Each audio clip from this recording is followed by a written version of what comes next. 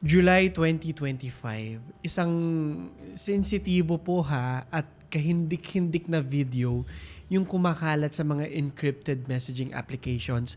Sa totoo lang, sobrang dami po ng mga nagme-message sa akin ito eh. At sa videos na ito, makikita ang isang lalaking nakahubad, nakahiga sa sahig na gawa sa tiles habang pinapaligaya ang kanyang sarili. At nung tipong pasensya na sa term, pa-climax na siya, isang lalaking hubad at nakamaskara ang pumasok sa eksena para pugutin ang kanyang ulo gamit ang isang butcher's knife. Nasa Vietnam po ako nung sinesend sa akin tong story na to, kaya medyo natatakot ako na talakayin siya. Itong eksena, na-capture po sa video ng napakaraming mga anggulo.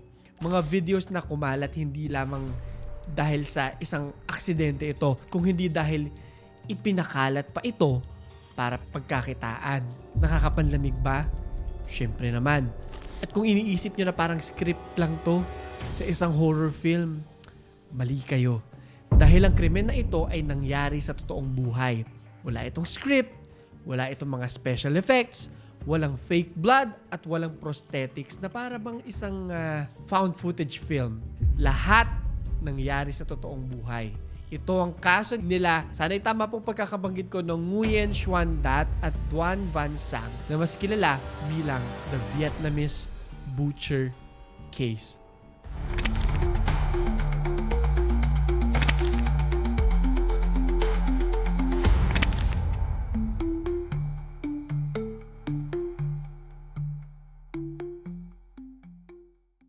So bago ko po ituloy yung kwento gusto ko lang magbigay ng warning sa ating mga 30s. Uunahan ko na. Alam niyong sensitibo ang kwento, pero huwag kayong mag-alala dahil hindi tayo maglalagay ng mga larawan dito na hindi pinapayagan dito sa YouTube. Pero ito po kasi yung klase ng kwento na maaaring magkaroon ng disturbance para sa inyo, no? However, isa itong importanteng usapin din kasi dahil itong mga bagay na to, nangyayari pa rin pala hanggang sa ngayon. Anyway, kung hindi kayo komportable sa ganitong mga klase ng paksa, huwag nyo na lang munang panoorin. Alam ko marami sa inyo ang matagal na nagsasuggest na i-feature ko ang kasong ito. Pero para sa akin, this case is not for everyone to look into. Especially yung mga videos. Miski kami, hindi po namin pinapanood itong mga ito. Kung hindi nyo panonoorin dahil sa tingin nyo ay hindi kayo handa at maaaring mag-cause ng trauma sa inyo, I would understand. Kagaya ng lagi kong pinapaalala sa inyo, hindi tayo narito para manakot o manira ng tao. Nandito tayo para intindihin at malaman ang katotohanan sa likod ng mga pangyayari na katulad ng ikukwento ko ngayon sa inyo. So sigurado akong sabay-sabay po tayong mai-stress ngayong gabi. January 25, 2025. Halos isang taon pa lang po, no? Isang malagim na krimen ang nangyari sa Vietnam. Isang krimen na naganap sa loob mismo ng isang lumang government office at nanatiling lihim sa loob ng 6 na buwan hanggang sa ito ay kumalat sa pamamagitan ng mga messaging apps at sa dark web. Sinong mag-aakala na ang salarin sa malagim na krimen na ito ay isang taong nakilala bilang kagalang-galang na civil servant at high-ranking public security official. Sino nga ba itong sila Nguyen Xuan Dat at Duan Van Sang? At bakit nakilala ang kasong ito bilang isang consensual pumayag na naman, the victim. Si Nguyen Xuan Dat ay pinanganak noong March 10, 1989 sa Dong Hung, Tai Binh, Vietnam. Lumaki siya kasama ang kanyang ina na noon pa man ay mayroon ng mental health problems. Kalaunan, pagkamatay ng kanyang ama, lumipat siya ng Hanoi at doon ay nagtrabaho siya bilang tindero ng isda sa Phuong Quang Market. Ang hindi po alam ng marami, sa likod ng tila normal na buhay ni Xuan Dat ay isang lalaking matagal nang nagpapantasya po na mapugutan ng ulo. Ang weird, no?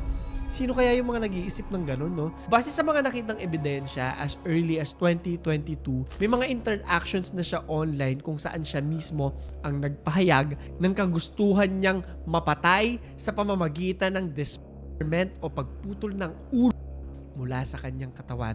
Umpisa pa lang, di ba, intense na. Kinikilala pa lang natin yung biktima. Hindi ko masabi kung biktima siya eh. Di ba? Sa loob ng 10 taon mula nang siya ay lumipat, nawala ng balita sa kanya ang mga kakilala at kapamilya niya. Wala din naman kasing naghanap o nag-report na nawawala siya. Ang hindi alam ng mga ito, nagtatago pala ito si Nguyen Dat sa likod ng kanyang online profile. Isa dito ang username na, Diyos ko, Dat Ding. Sa username pa lang mapapaisip ka na, hindi naman na bago sa atin yung iba't ibang mga kalokohan na username, di ba? Lalo na yung mga gumagamit ng troll accounts. Pero kung consistent po na halos ganito lahat ng mga username niya, talagang maiisip mo na lang na baka ito nga ay kanyang fetish talaga. Ayon sa kwento, active siya sa mga sites kagaya ng Motherless, hindi ko alam to ha, isang online community na ginagamit for open sharing at mga extreme fetish message boards ang madalas niyang hanapin. Yun pala yun. Mayroon din siyang account sa Watch People Die, isang anonymous gaming community kung saan madalas mag-share ng videos ang mga members. Kung curious kayo kung anong mga klaseng videos ng mga taong namamatay. Karamihan sa mga online profiles at usernames ni Dat ay may references sa beheading fetish niya. Yun talaga yung gusto niya. At masasabi kong this solidifies his desire to really be beheaded at hindi yung tipong trip-trip lang or parang biru-biru lang. Sa mga hookup sites naman, madalas siyang makipag-usap sa mga tao tungkol sa kagustuhan niyang mamatay at sa paraan ng pagkamatay na gusto niya. Siguro sa akin, no? O sa iba, o sa inyo, masyadong kakaiba yung topic na gusto niyang pag-usapan. Pero sa mga taong nakakausap niya online, parang ganun din yung mga interes. Walang unusual at walang judgment doon sa kanilang komunidad. May mga nakita ring screenshots kung saan nanghihingi si Dat ng translation ng applicant for death. Kung mag-a-apply ka sa kamatayan mo. Isang ero-guro Japanese manga o yung klase ng manga na nakafocus sa eroticism, sexual corruption, decapitation, at death. Mula 2020, naghanap na si Dat ng taong tutulong sa kanya na tuparin yung kagustuhan niyang mapugutan ng ulo pero wala siyang nahanap. Dahil dito ay kumausap siya ng iba't ibang mga tao. Ito yung translation ng isa sa mga private messages ni Dat ha. Hindi lang po ako pangit. Ang dami ko ring mga sakit. Hindi ko kayang mabuhay kagaya ng mga normal na tao. Kailangan kong umasa sa mga magulang ko sa buong buhay ko. Ano pa nga ba ang pwede kong gawin? Isa akong prisoner sa sarili kong fate at kung hindi dahil sa Panginoon, tinapos ko na ang buhay ko. Gusto ko pong makakita ng isang tao, no? Na kapag naging close na kami, kaya akong patayin. Kasi gusto kong maging kaibigan itong mga ganitong klase ng tao. Pero alam ko na pag nagawa ko ito, hindi na ako magiging normal pa. Gugustuhin kong mamatay. Grabe naman yung linyahan na yun. At nitong 2024, nakilala niya ang isang tao sa likod ng magandang imahe ay lihim na nangangarap naman makatikim o makakain ng laman ng kapwa niya tao. Parang ano na, Diyos ko, parang mash up na po ng iba't ibang mga kwento natin dito sa channel na to. Naghalo-halo na sila. Siya na ngayon yung The Butcher. Si Duan Van Sang ay isang 58 years old na Vietnamese public security official. Nagtrabaho siya bilang deputy leader ng Team 4 ng Market Management Team ng Lang Son Province Market Management Bureau hanggang March 2025. Sa trabahong ito, responsibilidad nila na mag-track at mag-identify ng mga peke o mga counterfeit na produkto. Bukod sa pagiging isang respetadong civil servant, isa rin siyang trained butcher o yung matador. Isang hobby na nagkaroon ng malaking parte sa kasong ito base na nga lang din dito sa title natin.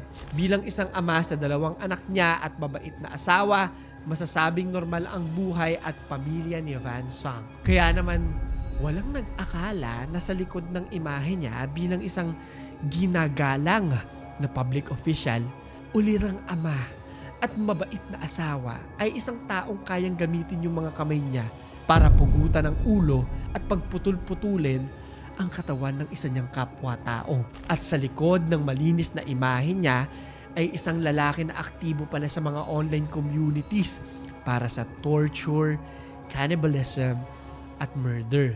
Ito yung deepest, darkest desire niya. ang makatikim at kumain ng kanyang kapwa-tao.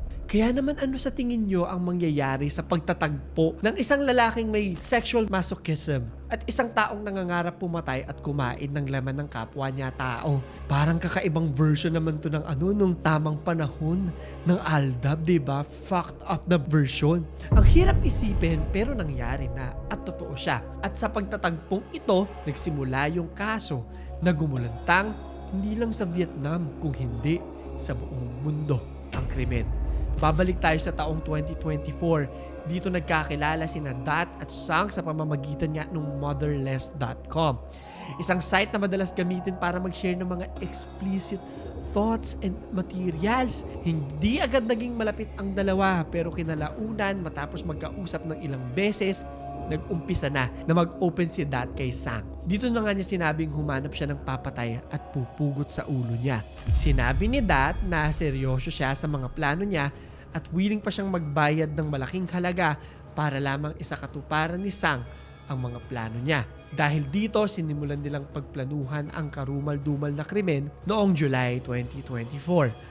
January 25, 2025, isang araw bago ang Lunar New Year sa Vietnam. Isang napaka-importanting araw para sa mga Vietnamese na dahilan kung bakit isinasara po ang mga government office ng isang buong linggo. Isang araw kung kailan walang tao ang mga opisina bukod sa mga taong may susi para buksan ito. Ito rin ang araw kung kailan napagkasunduan ni Dat at Sang na isagawa ang krimen na matagal na nilang pinapangarap.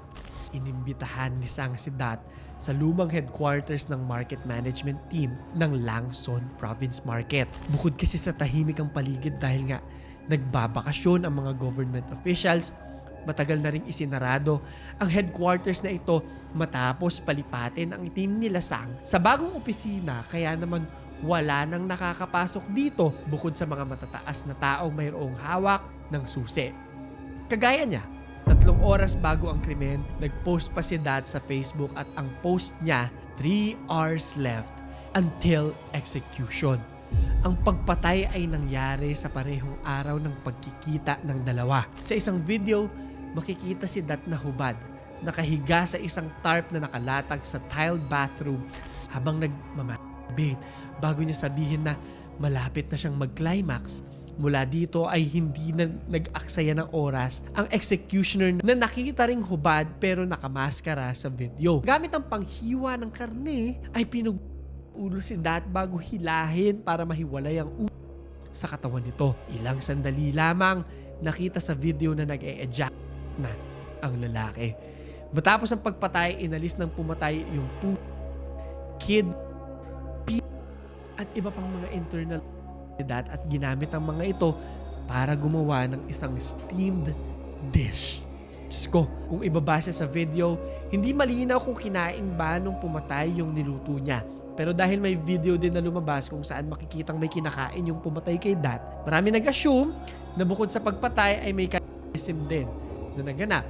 Bukod pa dito, parang kalmado lang yung pumatay sa kanya na parang baboy lang yung kinatay, 'di ba? Ang krimen na ito ay kinuhanan ng maraming videos sa iba't ibang klase ng anggulo na parang planadong-planado talaga ito ng salarin. Parang ano talaga, production. Pero dahil nga walang nakarinig, nakasaksi at nakapag-report ng mga pangyayari, nanatiling lihim ang karumal-dumal na krimen na ito sa loob ng 6 na buwan. Kaya nyo pa ba? Sabi ko naman sa inyo, di ba, sobrang disturbing itong krimen na to. Sa totoo lang, dahil na-stress din ako kapag na-imagine ko. Di ko alam kung kakayanin ko pa kumain ng siopaw, di ba? Yan yung joke palagi. O kung ano mang karne. Hanggang hindi pa nagsasubside itong stress ko. Marami na tayong mga na-feature na iba't ibang mga gore stories, kagaya na lang nung with consent ni Armin Maiwes. Pero masasabi kong ibang level talaga to dahil yung kay Armin, di naman kumalat yung video. Tinabi ng mga pulis para magsilbing evidence. Pero sa kasong ito, pinakalat at binenta pa talaga yung mga video ng krimen. How disturbing is that? At paano nag-e-enjoy yung mga tao sa ganitong klase ng video? Kung kaya nyo pa, ituloy na natin. Video leak. Base sa mga nakitang ebidensya, ang pinakaunang kopya ng videos ay lumabas noong February 24, 2025. Sa mga panahong ito, hindi pa kilala kung sino yung kasama ni Dat sa video na nagsagawa ng pagpatay sa kanya. Una itong naipost sa Telegram gamit ang account na may kaparehong pangalan sa Facebook account ni Dat. At dahil nga patay na yung may-ari ng Facebook account, naisip nung mga nakapanood na baka yung pumatay sa kanya ang may hawak ng mga accounts ng lalaki na siyang ginamit din para ibenta at ipakalat itong mga masiselang videos. 41 groups ang binuo sa Telegram ng isang lalaking Vietnamese pero marunong magsalita ng Chinese na siyang nagbebenta ng access sa videos at photos ng krimen. Para lamang makasali sa nasabing grupo at makakuha ng preview, nanghihingi siya ng $100 na bayad. Pero para naman makuha yung buong video package na mayroong 11 videos at 98 na photos, nagpapabayad siya ng $600. Mga 35,000 pesos yun, mga ganun. Pagdating ng July 2025, na feature sa Vice po, no, isang media outlet ang krimen na ito na naging dahilan para makilala ito sa buong mundo. Bilang unang snuff video na ginawa para pagkakitaan. Just to give everyone a context, sa 11 na videos na nag-leak, may videos kung saan makikitang tila nire-rehearse pa ng dalawa yung gagawing pagpatay bago yung mismong pagsasakatuparan ng krimen. At sa lahat ng videos na ito, yung mukha lang ni Dat ang kita. Pero yung sa executioner, hindi. Kita rin sa videos na tila wala namang impluensya ng droga o alak itong si Dat. Consenting at aware siya sa mga pinaplano nilang gawin. Pero kahit pa consensual yung nangyaring pagpatay, the mere fact na may ganitong thoughts and fantasies silang pareho, I would say na wala pa rin sila sa normal na pag-iisip. Baka, although wala tayong proof, no, dahil hindi naman sila diagnosed pareho, may underlying psychological condition sila na maaaring maging ground para masabi natin na nangyari ang krimen na ito na wala sila sa tamang katinoan. Dahil sobrang disturbing ng videos, mismo mga netizens ang nag-imbestiga para matunton at makilala kung sino yung misteryosong lalaki na pumatay kay Dat sa video. Siguro isang advantage lang din ng internet sa social media sa mga ganitong kaso ay yung may mga ganitong instances kung saan malilinaw pa sa agila yung mata ng mga internet detectives na tinatawag. I'm not saying na sa lahat ng pagkakataon ay nakakatulong yung kanya-kanyang haka-haka ng mga tao sa internet, ha. Minsan kasi may tendency na maging nuisance din sa isang investigasyon, kaya iniiwasan ng mga investigador na ihilik lahat ng mga detalye sa isang krimen. Nakikita natin to, no? Yung kamakailan lang, di ba? Yung kay Paloma Jovellanos, kung ano-ano yung mga sinasabi ng mga tao na hindi totoo. Para sa kasong ito, masasabi kong malaki ang naitulong ng mga internet detectives sa nangyaring investigasyon. By the end of November 2025, sa tulong ng mga internet detectives, nakagawa sila ng compilation ng possible evidences through deduction na naging dahilan para ma-identify si Duan Van Sang bilang primary suspect sa kaso. November 28, 2025, kinasuhan ng Langson Province Police Department ng murder si Duan Van Sang. At matapos ma-issue ang warrant of arrest noong November 29, tuluyan ng inaresto ang lalaki. December 3, 2025, nag-issue ng statement ang Langson Provincial Police para i-confirm na nakadetain na si Sang dahil sa kasong murder. Nanawagan din sila na ihinto na ang pag-view at pagbebenta ng mga nasabing videos kasama ang warning na makakasuhan ang sino mang lumabag sa utos na ito. Speculations.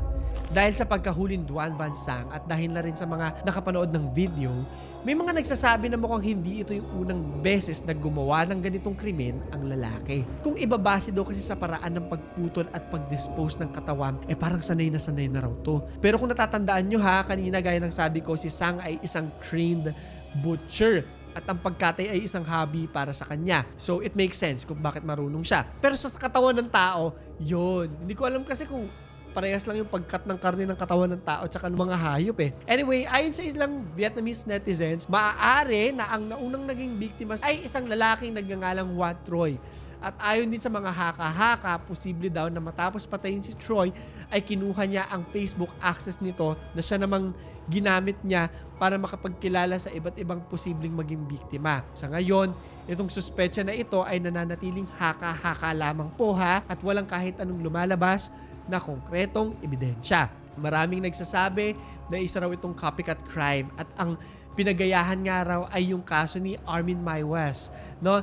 Nagaya ng dati ko naikwento sa inyo ay isa ring consensual murder at cannibalism case. Ang diferensya lang ng mga kasong ito ay yung katotohanan na sinadyang bidyuhan ng krimen para pagkakitaan. Sobrang laking palaisipan sa akin hanggang ngayon kung ano ba talaga yung primary reason kung bakit pumayag si Sang na patayin si Dat. Sa totoo lang, ang hirap timbangin kung ang dahilan nga ba ay sexual and fantasy gratification o yung financial gain na maaari niya makuha sa pag-distribute ng videos na kinuhaan niya. Ano man sa dalawa, wala pa ring makakabura sa katotohanan na isang karumal-dumal na krimen ang naganap. Hindi ko talaga sure kung makakakain pa tayo ng matiwasay pagkatapos nito. Pero ang sigurado ko, mahihirapan akong ialis sa isip ko ang mga pangyayari na ikwento ko sa inyo. Gaya ng lagi kong pinapaalala pag may nararamdaman o naiisip na kakaiba, walang ibang makakatulong sa inyo kung hindi ang mga profesional.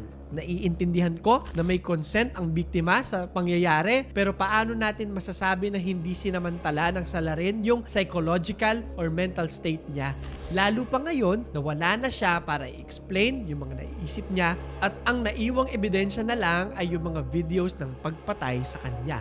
Ang hirap isipin na sa panahong ito kung kailan masasabi nating peak, no? Ng digital at AI age, madalas na ring magamit ang internet at social media para maisakatuparan yung mga nakakatakot at nakakapangilabot na pantasya ng ibang mga tao. Sa kasong ito, adults are involved.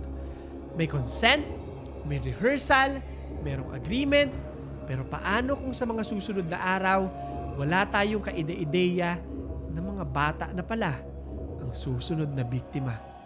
Nakakatakot, di ba? Hinga muna tayong malalim at mag-like, subscribe, notification bell para sa mga gusto pa na makarinig ng kwentong katulad nito. Ilalagay ko rin sa ilalim ang link ng kwento ni Armin Maiwes, no? Na pinag-usapan rin natin na inspirasyon daw sa krimen na ito. Ito na ngayon ang tanong ko. Kung may mag-alok sa inyo na bibigyan kayo ng malaking halaga para pumatay ka o kumain man lang ng katawan ng tao, papayag ba kayo? Sabihin natin na hindi kayo makukulong, wala kayong legal consequences, ha? Papayag ba kayo? So, yun lamang po. Ito si Clara III at ito ang aking kwento.